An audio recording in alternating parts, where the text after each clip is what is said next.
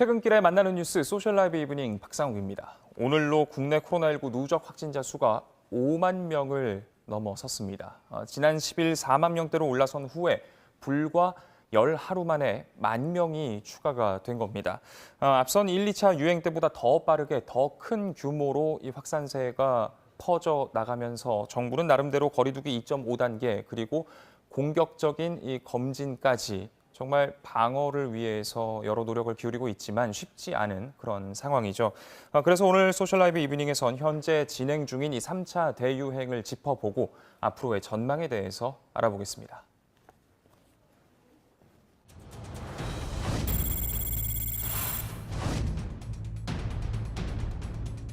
지난 한 주 동안 하루 평균 950여 명의 확진자가 발생했고 여전히 수도권에서 70% 이상을 차지하고 있습니다. 특히 서울에서는 어제 역대 최고치를 경신했습니다. 돼가지고 장 보러 나왔어요. 애기도 있고 그러는데 먹을 거 없으면 어떡해.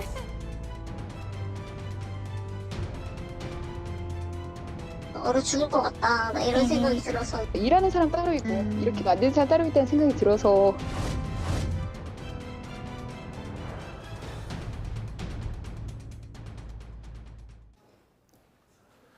네, 자 먼저 오늘 오후에 수도권 지역에 일제히 발표가 된 소식 먼저 짚어보겠습니다. 서울, 경기, 인천, 수도권 3개 시도가 23일 0시부터 내년 1월 3일까지 약 2주간 5인 이상 인원의 집합을 금지하는 행정명령을 오늘 오후 발표했습니다. 5명 이상 집합 금지라면 거리두기 3단계에 적용이 되는 10인 이상 집합 금지보다도 더 강력한 그런 조치인데요. 오는 수요일부터 수도권에선 이렇게 실내외를 막론하고 5인 이상의 동창회, 워크샵 등 업무 관련한 모임은 물론이거니와 동호회나 집들이, 또 돌잔치, 회갑, 칠순과 같은 개인적인 친목 모임조차 일체 금지가 됩니다. 또 가족 모임 역시도요. 주민등록상 실제로 같이 사는 그런 가족이 아니라면 5명이 넘으면 안 됩니다. 또 꼭 특별한 모임이 아니더라도 식당에서 5명 이상의 합석은 불가능하고 이를 어기게 되면 사업주와 이용자 모두에게 과태료 부과를 비롯한 엄중한 조치가 내려집니다. 다만 결혼식이나 장례식 같은 경우 예외적인 성격을 감안해서 기존의 거리두기 2.5단계 기준인 50인 이하 허용이 유지가 되고 또 버스나 지하철과 같은 대중교통 같은 경우도 적용 대상에서 제외됩니다. 그러니까 사실상 출퇴근 그리고 가정에서 가족들과 보내는 시간만 가능해지는 것이죠. 연말 연시에 수도권을 중심으로 한 이 확진자 폭증을 막고 또 3단계 격상으로 인한 경제적인 피해를 막겠다라는 대책이지만 생업을 포기해야 하는 자영업자와 소상공인들의 피해 3단계 격상 못지않게 우려가 되고 있는 그런 상황입니다. 이렇게 최악의 상황으로 치닫고 있는 국내 코로나19 상황, 이제 정책팀 최승훈 기자와 한 걸음 더 들어가 보겠습니다. 자, 일단 오늘 국내 코로나19 신규 발생자 수를 살펴보자면 926명입니다. 이제 엿새 만에 1000명대 아래로 떨어지긴 했는데 여전히 많은 수여서 또 이제 주말 동안 검사 건수가 줄어서 이렇게 줄어든 거다 이런 이야기도 나오고 있고요. 아직 확산세가 꺾였다 이런 말을 할 상황은 전혀 아닌 것 같습니다. 네, 맞습니다. 아직 상황이 안 좋습니다. 최근 일주일 동안 하루 평균 확진자 수는 1016명입니다. 일주일 전만 해도 761명이었는데 무려 250명 넘게 늘어난 겁니다. 해외 유입 환자는 큰 변동 없이 20, 30명대를 유지하고 있는 반면에 국내 발생 환자만 이렇게 빠르게 급증하고 있습니다. 또 이렇게 그래프를 좀 더 보실 텐데요. 우리나라 누적 확진자 수는 5만 명을 넘어섰습니다. 이 중에서 해외 유입 환자를 빼도 4만 5천여 명입니다. 주목해야 하는 건 바로 3차 유행 확진자 수인데요. 일주일 사이 확진자가 100명 넘게 나온 기간을 기준으로 확진자 수를 더해봤더니 3차 유행 확진자가 누적 확진자의 절반을 넘게 차지했습니다. 이번 유행이 앞서 있었던 두 번의 소유행을 넘어선 그야말로 사실상의 1차 대유행이라고 볼 수 있습니다. 네, 이게 참 3차 유행의 확진자 수가 너무 많다 보니까 1차 유행하고 2차 유행이 마치 유행이 아닌 것처럼 보여지는 그런 그래프 내용이었었는데 특히나 지금 수도권에서만 한 70%의 확진자가 집중이 되고 있는 그런 상황인 것 같습니다. 예, 제가 지역별로도 확진자 추이를 계속 추적해보고 있는데요. 수도권 확진자 비율은 최근 일주일 동안 70% 안팎을 계속 등락을 반복했습니다. 지도를 보시면 오늘도 서울에서 300여 명, 또 경기에서 200여 명의 확진자가 나왔습니다. 많은 인구가 밀집해 있기 때문에 감염도 빠르게 확산하는 것으로 보입니다. 네. 정세균 국무총리가 이제 오늘 코로나19 중대본 회의에서 이 거리 두기의 효과 그리고 앞으로의 격상 전망에 대한 입장을 밝혔었는데 그 내용을 듣고 나서 이야기 이어가 보도록 하겠습니다. 수도권의 거리 두기를 2.5단계로 상향한 지 오늘로 2주가 흘렀습니다. 확진자 수가 당장은 줄지 않고 있지만 휴대폰과 교통이동량, 카드 매출이 감소세에 있고 공격적 진단검사로 60세 이상 확진자 비율도 점차 줄어드는 긍정적인 신호도 있습니다.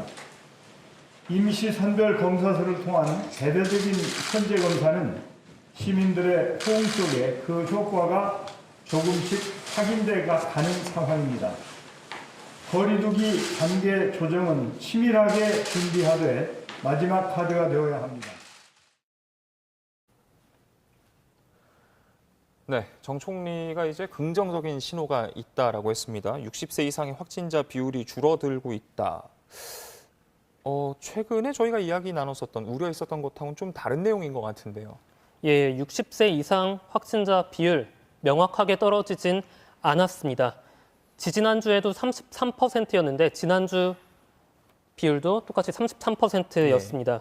감염 경로가 불분명한 환자의 비율도 꾸준히 증가해서 지금 30%를 찍었습니다. 확진자가 방역망 안에서 발견되는 비율도 점점 줄어서 지금은 32%입니다. 무엇보다 심각한 건 하루에 1,000명 안팎의 확진자가 계속해서 나온다는 점입니다. 정 총리가 말한 긍정적 신호가 자칫 안심해도 된다는 잘못된 판단을 일으키지 않도록 조심해야 합니다. 예, 그런가 하면 또 이제 거리두기 조정을 두고 그러니까 3단계 격상을 두고서 마지막 카드다라면서 좀 선을 그었습니다. 앞서서 이제 박능우 장관 같은 경우도 기계적인 3단계 격상은 설득력이 떨어진다 이렇게까지도 표현을 했었었는데 그런데 이제 또 많은 전문가들은 3단계 격상을 해야 되는 것 아니냐 이렇게 우려의 메시지를 이미 꽤 전부터 내놓고 있잖아요. 예, 전문가들은 서둘러 거리두기를 높여야 한다고 얘기를 합니다. 정재훈 가천대 의대 교수는요. 지금의 유행을 멈추려면 2가지 방법밖에 없다고 얘기를 했습니다. 첫 번째는 백신 접종입니다. 하지만 현실적으로 우리나라가 지금 당장 백신을 접종할 수는 없습니다. 빨라야 내년 2, 3월에야 들여올 수 있기 때문입니다. 그럼 남은 한 가지 방법이 뭐냐? 거리두기 강화입니다. 사실 어떻게 보면 허탈한 방법이긴 한데요. 결국 시민들이 방역 수칙을 지키고 감염에 노출될 수 있는 가능성을 최대한 줄여야만 우리가 지금의 유행을 멈출 수 있다는 얘기입니다. 그런데 여기랑 다른 목소리도 있는데요. 김윤 서울대 교수는 요양병원 선제검사를 강화하고 역학조사 역량을 더 높이는 것이 거리두기를 높이는 것보다 훨씬 중요하다고 설명을 했습니다. 왜냐하면 확진자 대부분이 요양시설에서 나오고 또 잠복기가 지나서도 집단 감염이 계속되는 사례가 나오는 걸 보면 역학조사에 구멍이 생긴 것이 분명하다라는 얘기입니다. 또 역학조사와 선제검사에 드는 비용이 거리두기 격상으로 생기는 경제적인 피해보다 적게 든다라는 점도 근거로 제시했습니다. 네, 그렇다면은 일단 김윤 교수는 그런 근거들을 들어서 3단계 격상보다는 현재 상황에서 보다 좀 검사를 더 적극적으로 해서 확진자를 찾아내는 것이 중요하다라고 이야기를 해주셨던 거고 정부 입장에서는 그렇다면 3단계 격상을 주저하는 마지막 정말 최후의 카드로 두게 되는 이유가 있다면 어떤 게 있을까요? 예, 정부는 일단 3단계 격상을 할 타이밍인지 아닌지를 지금 고심하고 있는데요. 3단계에 들어가면 국민들이 막대한 피해를 감수할 수밖에 없기 때문입니다. 3단계는 사실상 거의 집 밖으로 외출을 하지 말라라는 정도의 조치라고도 설명을 했습니다. 다중 이용시설 대부분이 문을 닫기 때문인데요. 실내 체육시설, 결혼식장은 물론이고 미용실, 백화점, 영화관, 학원, PC방까지 거의 대부분의 시설이 문을 닫아야 합니다. 그만큼 자영업자들이나 그런 민생의 피해가 엄청나게 증가할 수밖에 없다는 건데요. 정부는 일단 내일 성탄절과 연말연시를 맞아서 특별 방역 대책을 발표할 예정입니다. 그런데 이제 저희가 수도권을 이야기를 하다 보니까 2.5단계에서 3단계로 격상해야 되는 거 아니냐 이렇게 이야기를 하고 있습니다만 지금 전국을 놓고 보면은 아직 2단계조차 아닌 곳들도 좀 있어 보입니다. 예, 맞습니다. 수도권과 부산은 2.5단계를 적용하고 있지만 아직 2단계나 또 1.5단계를 유지하고 있는 지역이 사실 더 많습니다. 대전과 충청권, 광주와 호남권, 대구, 울산 등 경상권은 지금 2단계를 적용하고 있습니다. 유행이 심각하지 않은 무주, 태백 이런 지역들은 일부 지자체들은 1.5단계를 적용하고 있습니다. 그런데 오늘부터는 경남 거제시도 2.5단계 격상을 발표했습니다. 또 강원 동해시도 지난 20일부터는 2.5단계를 적용하기로 했습니다. 자, 그렇다면은 지금 이렇게 거리두기를 강화하냐 마냐, 또 거리두기 외에 지자체적으로 이렇게 수도권에서 이번에 대책을 내놓은 것처럼 여러 가지 대책들을 강구하는 이유가 결국에는 어떻게든 좀 확산세를 꺾어보자, 지금 이 수치를 정점으로 만들어보자라는 노력인 거잖아요. 전문가분들께서는 어떻게 내다보고 있나요? 사실 전망이 밝지는 않습니다. 오늘 정은경 청장이 방역대책본부 정례 브리핑에서 한 말이 있는데요. 다음 주에는 1,000명에서 1,200명 사이에 신규 확진자가 발생할 것으로 예상한다, 이렇게 말을 했습니다. 그러면서 동부구치소 같은 대규모 집단 발병이 발생했을 경우에는 확진자 숫자가 좀 더 많이 발생할 수 있다고 덧붙였습니다. 국가수리과학연구소도 질병관리청과 비슷한 예측을 내놨는데요. 다음 주 1,120명, 다다음 주 1,240명씩 신규 확진자가 나온다는 보고서를 냈습니다. 또 현재 수준의 거리두기 효과가 유지된다면 내년 1월 첫 번째 주에는 확진자 수가 2,000명대로 진입할 거라고 예상을 했습니다. 그런데요, 이마저도 거리두기 강화를 통해서 국민들의 행동에 변화가 생겼을 것을 가정하고 내놓은 예측입니다. 네. 그 말은 즉 만약에 거리두기 효과가 없다면 이보다 더 늘어나서 당장 다음 주에는 1,420명, 또 다다음 주에는 1,950명까지 늘어날 수 있다고 경고했습니다. 네, 유튜브에서 아이디 ED님께서 출퇴근 시간에 버스, 지하철 한 사람들이 콩나물 시루 같은데 코로나가 괜찮을지 걱정이 많이 됩니다. 이런 걱정도 많이 해주셨는데요. 이렇게 참 일단은 지금 버스하고 지하철은 예외가 됐죠. 이번에 강화된 수도권의 대책들에서 걱정이 될 수밖에 없는 그런 환경인데 그럴수록 백신, 치료제 여기에 대한 뭐랄까요, 기대, 희망 이런 게 커질 수밖에 없는 것 같기는 합니다. 지금 일단 당장 해외에서 계속 속속 백신 접종 소식들이 들려오고 있단 말이죠. 우리의 백신이 언제쯤 확보가 될지, 또 언제쯤이면 접종을 할 수 있을지 이런 것도 좀 구체화가 됐으면 좋을 것 같은데 어떤가요, 지금 상황이? 예, 일단 정부는 해외에서 코로나19 백신 4,400만 명분을 확보했다, 이렇게 밝혔습니다. 아스트라제네카, 화이자, 모더나에서 1,000만 명분을 확보했고요. 또 얀센에서는 400만 명분을 들여오기로 했습니다. 그리고 이제 국제기구인 코박스 퍼실리티에서도 1,000만 명분을 따로 또 받기로 했습니다. 일단 정부가 물량을 확보한 백신들은 임상에서 매우 높은 효과와 안정성을 확보한 것으로 알려졌습니다. 집단 면역을 형성하기 위해서는 인구의 60%가 접종을 받아야 되는데요. 계산을 해보면 한 3,160만 명 정도가 됩니다. 그러니까 4,400만 명분을 확보했다는 것은 그것보다 한 1,200만 명분을 추가로 더 확보를 했다는 얘기입니다. 네, 그런가 하면 이제 국내 제약회사들도 백신 치료제 개발 중이지 않습니까? 국내 회사들의 상황은 좀 어떤가요? 예, 우리나라에서 개발하고 있는 백신은 지금 5가지입니다. 하지만 임상 1단계에 모두 머물고 있습니다. 그래서 해외 제약사보다는 많이 더딘 상황이고요. SK 바이오사이언스라는 회사가 해외 제약사인 노바백스라는 회사랑 손을 잡고 공동 개발하고 있는 백신이 있는데요. 요것 때문에 이제 정부는 내년 말이나 내후년 초쯤에는 우리나라 국산 백신이 나오길 희망한다, 이렇게 얘기를 했습니다. 또 치료제는 21가지가 개발 중이긴 한데 임상 3상에 들어간 것은 2가지로 지금 나와 있습니다. 이 아주 눈에 딱 보이는 가까운 미래는 아닌 것 같아서 결국에는 거리두기를 잘 지키고 또 계속된 강화된 이 검사를 통해서 확진자를 빨리 찾아내는 것이 무엇보다 중요할 것 같습니다. 일단 최승훈 기자와는 여기까지 이야기를 나누고요. 이야기를 좀 이어가 볼 텐데요. 오늘 말씀 고맙습니다. 상황이 이렇다 보니까 이제 정부는 말이죠. 지난 14일부터 수도권에 임시 선별 진료소를 설치를 해서 운영을 하고 있습니다. 대대적인 이제 선제적인 진단에 나서겠다라고 하는 것인데요. 하지만 여전히 이 선별 진료소가 어디에 설치가 돼 있고 어떤 절차를 통해서 검사를 받을 수 있을지 모르는 분들이 많아서 지금부터 이 부분에 대해서 좀 상세히 알아보도록 하겠습니다. 일단 정세균 총리의 관련 발언 듣고 나서 이야기 이어가 보도록 하겠습니다. 코로나19 확산을 한발 앞서 차단하고자 수도권에 임시 선별 진료소를 설치한 지 불과 6일 만에 많은 시민들의 호응으로 16만 건이 넘는 검사가 이루어졌습니다. 이를 통해서 현재까지 385명의 확진자를 찾아내 추가 확산을 미리 막을 수 있었습니다. 부산광역시에서도 내일부터 임시 선별진료소 운영을 시작합니다. 각 시도는 감염 확산이 우려되는 전국 주요 도시에 임시 선별진료소를 설치하는 방안을 적극 검토해 주시기 바랍니다. 당대본과 중수본은 이에 필요한 지원 방안을 조속히 강구해 주십시오.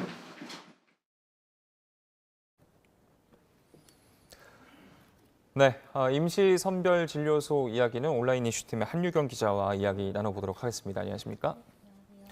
자, 일단 앞서서 저희가 함께 듣고 온 이 정 총리의 발언을 살펴보면 이제 수도권뿐만 아니라 전국의 주요 도시에 선별 진료소를 설치를 적극 검토해달라 이렇게 요청하는 내용이었었는데 현재까지는 수도권하고 또 어디에 있는 거죠? 현재까지는 이제 수도권과 부산에만 있습니다.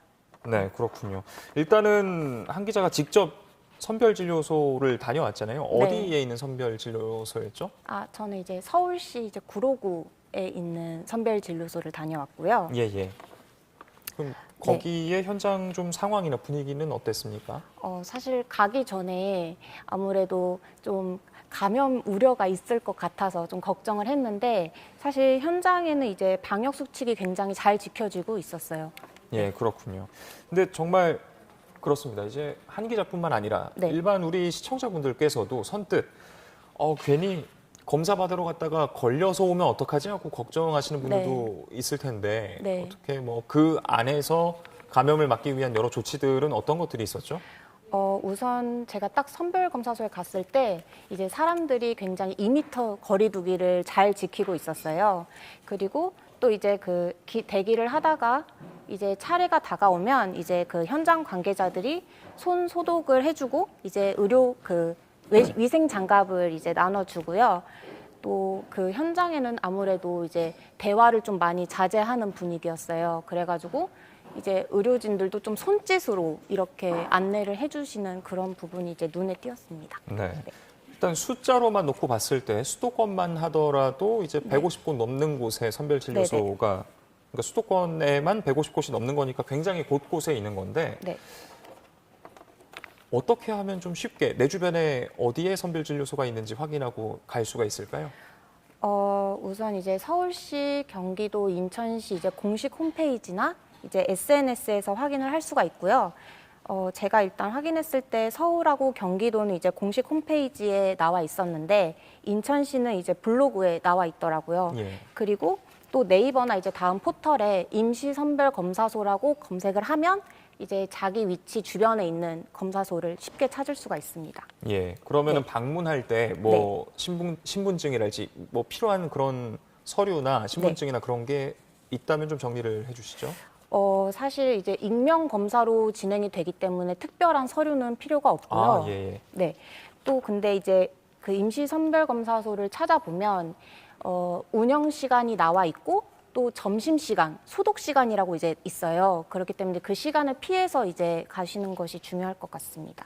네. 또 이제 진단 검사 같은 경우도 방법이 여러 가지가 있지 않습니까? 흔히 이제 우리가 많이 접한 검사 방식을 살펴보자면 이제 코와 목에서 이렇게 쑥 넣어서 검체를 확보를 하는 방법도 있고 또 최근 들어서는 이제 타액을 통해서 검사하는 방법도 있다 이런 것들이 알려지긴 했는데 선별검사소에서 그렇다면 어떤 방식으로 검사가 진행이 되나요? 일단 저도 가기 전에 이제 문의를 해봤는데 저는 이제 3가지 방법 중에 선택을 할 수가 있다 이렇게 알고 있었는데 막상 이제 현장에 가니까 사실상 이제 그 코 속하고 입 안에 검체를 채취하는 비인두도말 PCR 검사만 진행이 되고 있었고요.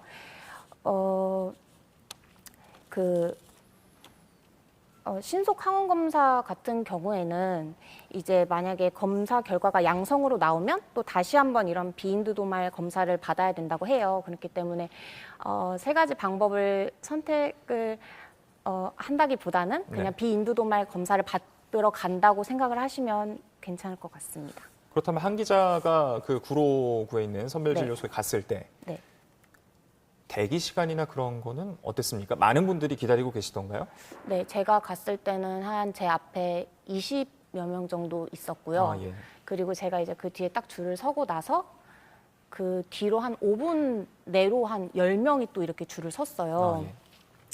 그리고 근데 생각보다 검사가 빨리 진행이 됐기 때문에 한 대기 시간에서 검사 마칠 때까지 한 30분 정도 걸렸던 것 같습니다. 아, 그랬었군요. 네. 그렇다면은 굉장히 신속하게 검사가 일단 이루어지는 것 같은데 네. 검사 결과가 나오기까지는 어느 정도의 시간이 걸렸을까요? 우선 하루 이틀 지나면 문자로 알려준다고 하는데 제가 한 그날 3시쯤에 갔거든요. 그랬는데 예. 다음 날 3시쯤에 이제 문자로 통보를 그러니까 이제 받았습니다. 24시간 후에 네네. 문자로 이렇게 통보를 받았다. 검사를 받고 난 이후에 네. 예를 들면은 이제 밀접 접촉이나 아니면 원래 의심이 갔었던 분들 같은 경우에는 보건소에 가서 검사를 받고 나면 네.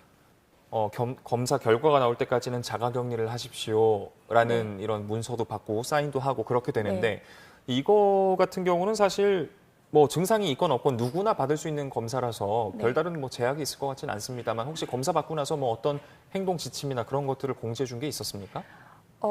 우선 이제 아무래도 무증상인 사람들이 많이 검사를 받기 때문에 검사 받고 나서는 이제 집으로 돌아가서 결과가 나오기 전까지는 이제 집에 머물고 최대한 외출을 하지 않고 이제 타인과 접촉하지 않는 것으로 이제 안내를 받았습니다. 네. 또 끝으로 네. 검사의 비용은 따로 청구가 되는 게 없었던 네. 거죠. 네네. 무료 검사입니다. 예. 네. 직접 이렇게 체험을 하고 나서 그렇다면은 네. 우리 시청자분들께 네. 어떤 조언이랄지 네. 혹은 뭐 당부하고 싶은 내용이 있다면은 끝으로 한 말씀 해주시죠.